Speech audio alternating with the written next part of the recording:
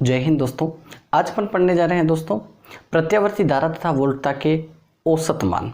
दोस्तों प्रत्यावर्ती धारा परिपथ में V या I वोल्टता या धारा के तात्कालिक मान के माध्य को ही औसत मान कहते हैं। ये इसकी परिभाषा है। हालांकि परिभाषा से ज़्यादा इसका डेरिवेशन इंपॉर्टेंट है। तो डेरिवेशन क्या है? औसत मान जब भी लिया जाएगा दोस्तों, औसत मान लिया जाएगा I average is equal to समाकलन I dt बटेवा समाकलन dt। ये होगा दोस्तों अपने पास औसत मान के लिए सूत्र। औसत मान का सूत्र क्या होगा दोस्तों? I average is equal to समाकलन, ये ऐसा चिन्ह समाकलन का कहलाता है, समाकलन I dt बटेवा समाकलन dt। और ये दोस्तों क्वेश्चन दो फेज में होता है। एक तो होता है पूर्ण चक्र के लिए और एक होता है अर्ध चक्र के लिए। अब अभी अपन सोल्व कर रहे हैं दोस्तों पूर्ण चक्र के लिए। किसके लिए? पूर्ण चक्र के लिए। अब दोस्तों एक बात और, ये क्वेश्चन आ जाता है अपने दिमाग में कि पूर्ण चक्र क्या होता है, अर्ध चक्र क्या होता है। तो जो दोस्तों प्रत्यावर्ती धारा है वो इस तरीके से चलता है।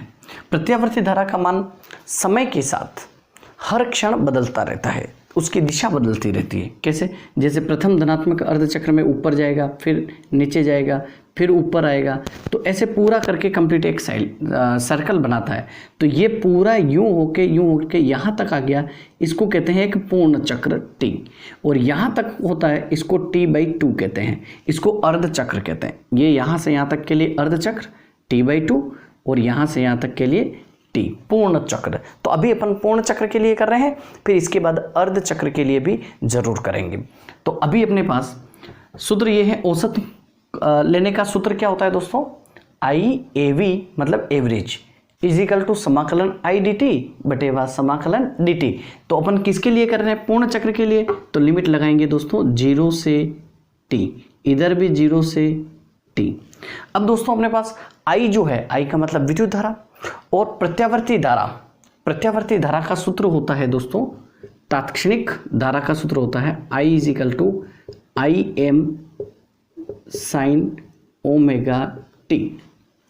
क्या होता है दोस्तों? I is equal to IM। IM क्या है? अधिकतम मान है, धारा का अधिकतम मान, इसको अपन शिखर मान भी कहते हैं। तो I is equal to IM sine omega, ये ओमेगा टी क्या है? कला कोण है। ओके, ये वैल्यू यहाँ लिख देते हैं दोस्तों।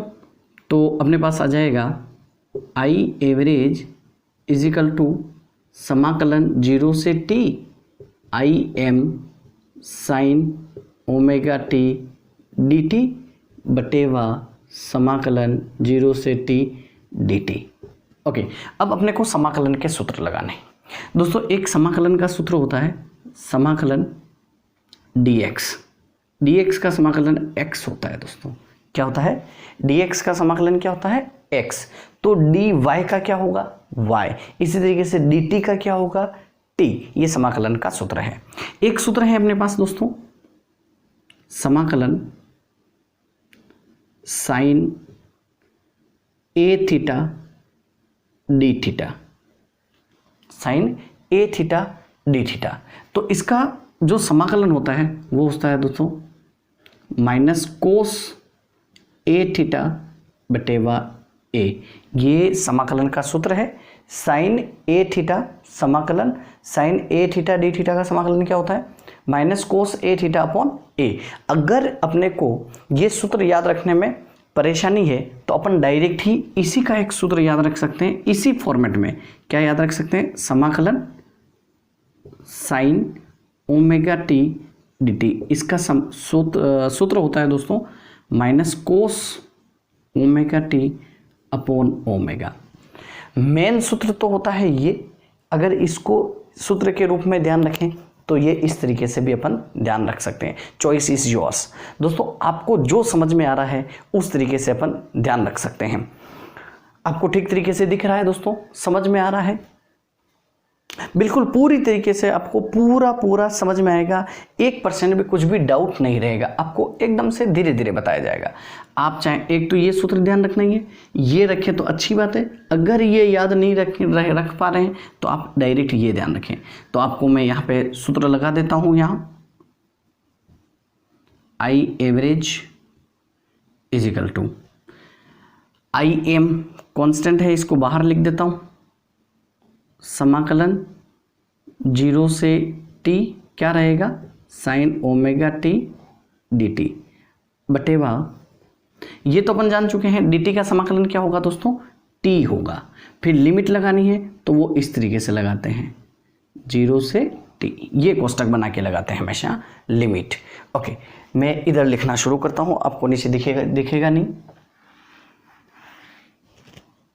यहाँ तक दोस्तों समझ में आया है तो आप लाइक कर सकते हैं और चैनल को सब्सक्राइब कीजिए। आपको सरल तरीके से पूरे के पूरे, ये चैप्टर बहुत टफ माना जाता है, लेकिन आप पूरा सिस्टमेटिक हर एक वीडियो देखेंगे तो आपको ये चैप्टर चुटकियों में सोल्व करना आ जाएगा, ये बड़े आसान तरीके से। अभी मैं लिख देता हूँ, अब साइन ओमेगा टी समाकलन sign omega t d T का सीधा सीधा सूत्र है, तो अपन लिख देते हैं I average is equal to I M का तो आई एम लिखेंगे ही, थोड़ा सा नीचे लिख देता हूं,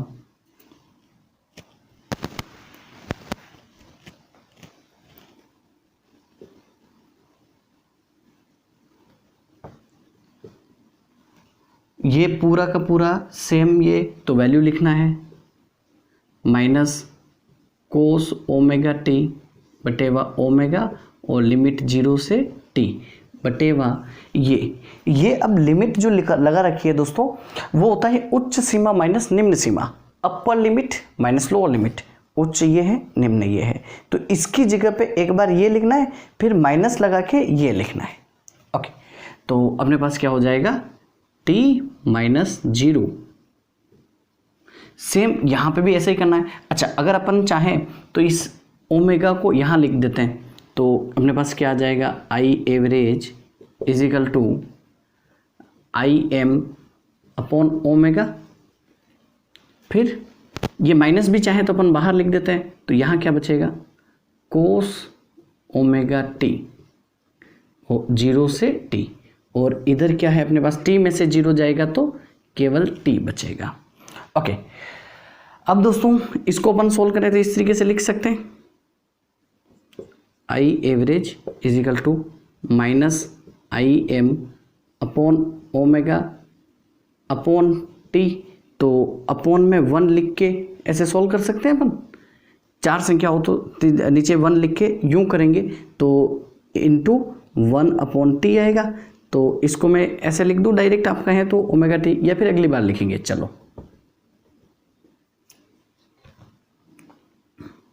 क्या आ रहा है अपने पास, कोस, पहले टी की जगह पे ये लिखेंगे कैपिटल टी, माइनस फिर कोस, फिर ये लिखेंगे टी की जगह पे ये। ठीक बात है दोस्तों, अब मैं लिख दूं इसको, I average is equal to minus I M upon omega, फिर इसके नीचे अपॉन में 1 करके 1 अपॉन टी, तो कोस ओमेगा टी कोस। अच्छा, एक और बात दोस्तों, ओमेगा वैल्यू होता है इसका 2 पाई अपॉन टी, ओमेगा का वैल्यू क्या होता है 2 पाई अपॉन टी, तो यहाँ पे वैल्यू लिख देते हैं 2 पाई अपॉन टी इंटू ये टी, माइनस ओमेगा को 0 से गुणा करेंगे तो 0 आ जाएगा, कोस 0 डिग्री। ओके, तो I average is equal to minus I M क्या आ जाएगा अपॉन ओमेगा टी, और यहाँ आ जाएगा अपने पास कोस, टी से टी कैंसिल हो जाएगा तो क्या हो जाएगा 2 पाई माइनस कोस 0, कोस 0 का वैल्यू क्या होता है 1। Okay, I average is equal to minus I M upon omega t, cos 2 pi की वैल्यू क्या होती है दोस्तों, कोस 2 पाई की वैल्यू भी क्या होती है 1 होती है, कोस 2 पाई की वैल्यू 1 माइनस 1 तो अपने पास क्या आ जाएगा दोस्तों, I average is equal to minus I M upon omega T, और यहाँ क्या आ जाएगा 0। तो 0 से जब भी मल्टीप्लाई करेंगे, किसी भी चीज़ को मल्टीप्लाई करते हैं, तो I average is equal to क्या आ जाएगा दोस्तों, 0 ही आ जाएगा। मतलब प्रत्यावर्ती धारा का पूर्ण चक्र के लिए औसत मान क्या होता है दोस्तों, 0 होता है। औसत मान क्या होता है, 0 होता है। समझ में आया तो वीडियो को लाइक कीजिए, चैनल को सब्सक्राइब कीजिए और अपने दोस्तों में शेयर जरूर कीजिए। और अगर आपको कोई टॉपिक नहीं आ रहा है, टफ लग रहा है फिजिक्स का, तो आप कमेंट बॉक्स में लिख दीजिए, मैं आपको सरल तरीके से 100% आपको बताऊंगा। मिलते हैं अगले वीडियो में प्रथम धनात्मक अर्ध चक्र के लिए। ये पूरे चक्र के लिए था 0 से t, अब की बार केवल लिमिट लगानी है 0 से t/2 दोनों के लिए, और आपका डेरिवेशन सोल्व करते हैं नेक्स्ट वीडियो में। Thank you.